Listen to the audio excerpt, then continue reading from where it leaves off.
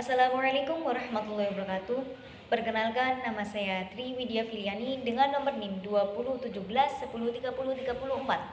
Saya dari kelas 3 Manajemen Dakwah.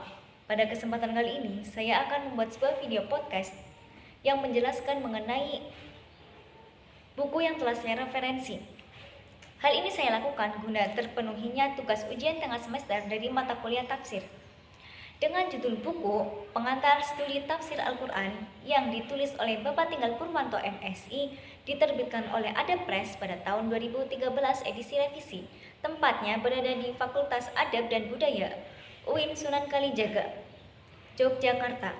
Yang mana dalam buku yang saya referensi ini terdapat 7 bab. Bab yang pertama mengenai penak-penik seputar Al-Quran. Di dalamnya menjelaskan mengenai kajian Al-Quran tidak akan pernah habis sampai sepanjang masa. Ini disebabkan karena Al-Quran adalah kitab suci yang kemukjizatannya dan keagungannya tidak terbantahkan oleh siapapun. Yang kedua yaitu bab sejarah perkembangan tafsir Al-Quran. Yang pertama pada era klasik, di mana dalam era klasik ini terdapat 3 masa, yaitu pertama pada masa tafsir era Nabi sampai era sahabat. Kedua, masa tafsir era tabi'in. Yang ketiga, masa tafsir mufassir era tabi'in.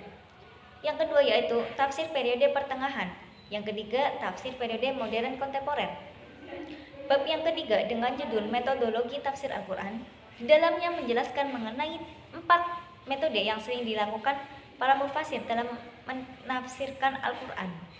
Yang pertama ada metode ijmali atau global, yang kedua metode tahlili atau analitik, yang ketiga ada metode muqorin atau komparatif, dan yang terakhir ada metode maudhu'i atau tematik. Bab 4 dengan judul mufassir era klasik hingga modern kontemporer dan metodologi tafsirnya. Yang pertama yaitu pada periode mufassir klasik dan metode penafsirannya ada Al-Tabari dan Al-Zamakhsyari. Yang kedua, pada periode mufassir modern kontemporer dan metode penafsirannya ada 4 tokoh. Yang pertama ada Mas Asghar Ali Engineer, 2 Muhammad Sahrul, 3 Aminah Wadud Muhsin, dan yang terakhir ada Aisyah Abdurrahman binti Asyati. Yang kelima dengan judul Pendidikan Ideal Perspektif Al-Quran, yang mana di dalamnya menjelaskan mengenai pengkaji seorang pendidik itu harus dilihat dari 3 aspek. Yang pertama, kepribadiannya, kedua, perannya dalam proses pembelajaran sebagai agen perubahan, yang ketiga ada kompetensinya dalam mentransfer keilmuannya kepada peserta didik. Bab yang keenam dengan judul Semangat Kisah Luqman terhadap kependidikan anak usia dini, yang mana di dalamnya menjelaskan beberapa nilai yang terkandung dalam surat Al-Luqman. Yang pertama ada nilai pendidikan akhlak yang tercantum dalam surat Al-Luqman ayat 12 dan 13. Yang kedua ada nilai pendidikan syariat. Yang ketiga ada nilai pendidikan akhlak atau moral, dan yang terakhir ada nilai pendidikan akhlak, yang mana hal ini tercantum dalam surat Al-Luqman ayat 14 sampai 19. Dan untuk bab yang terakhir yaitu mengenai konsep poligami, perspektif Engineer dan Sahrul. Yang pertama, menurut Engineer, beliau telah berusaha mengantarkan manusia menuju masyarakat yang adil. Secara konseptual, Al-Quran juga memberikan hak yang sama bagi perempuan dalam keadilan kekeluargaan dan seksual. Bagi Engineer, ayat poligami tidak berdiri sendiri dan tidak dapat dipahami terlepas dari ayat-ayat lain yang berkaitan dan memenuhi ilustrasi konteksnya. Menurut Syahrul, poligami merupakan sebuah bantuan khusus yang diprioritaskan Allah.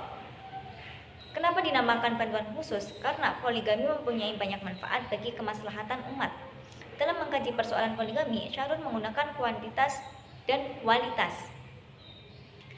Kemudian di sini saya akan menjelaskan mengenai komentar saya terhadap buku yang saya referensi ini. Yang pertama mengenai kekurangan. Kekurangannya ada banyak menggunakan bahasa istilah yang tidak mudah dipahami oleh pembaca. Dan yang kedua ada beberapa tanda baca yang tidak sesuai. Selanjutnya mengenai kelebihan. Dalam kelebihannya, buku ini di setiap babnya sudah menjelaskan sangat terperinci. Yang kedua, di dalam setiap penjelasan babnya ada dalil dan penguatan pendapat ulama yang bisa memperjelas kembali dengan apa yang dijelaskan pada setiap babnya. Dan yang terakhir ada footnote. Mungkin hanya ini yang dapat saya sampaikan dan saya jelaskan kepada teman-teman. Kurang lebihnya mohon maaf. Bila ada salah kata dalam penyampaian, mohon dimaafkan. Billahi taufiq wal hidayah. Wassalamualaikum warahmatullahi wabarakatuh.